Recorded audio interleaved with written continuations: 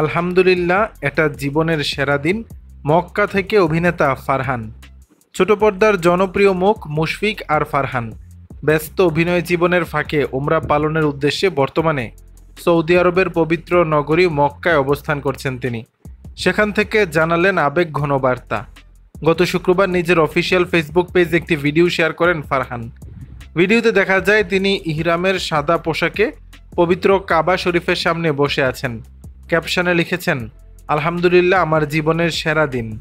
সেখানে আবেগ ভরা কণ্ঠে অভিনেতা বলেন, আলহামদুলিল্লাহ, জীবনে প্রথমবার আমার এখানে আসা।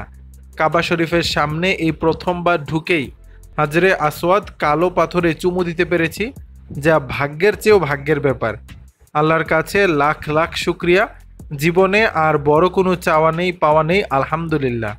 অভিনেতা আরও বলেন, আল্লাহ সবাইকে এই পবিত্র স্থানে আসার তৌফিক দিন। সবাই আমার জন্য দোয়া করবেন। ভিডিওটি সামাজিক মাধ্যমে প্রকাশ হতেই ভক্তরা শুভকামনা ও দোয়ার বার্তায় ভরিয়ে দেন। জানা গেছে, চলতি মাসের শেষ সপ্তাহে দেশে ফেরার কথা রয়েছে অভিনেতার।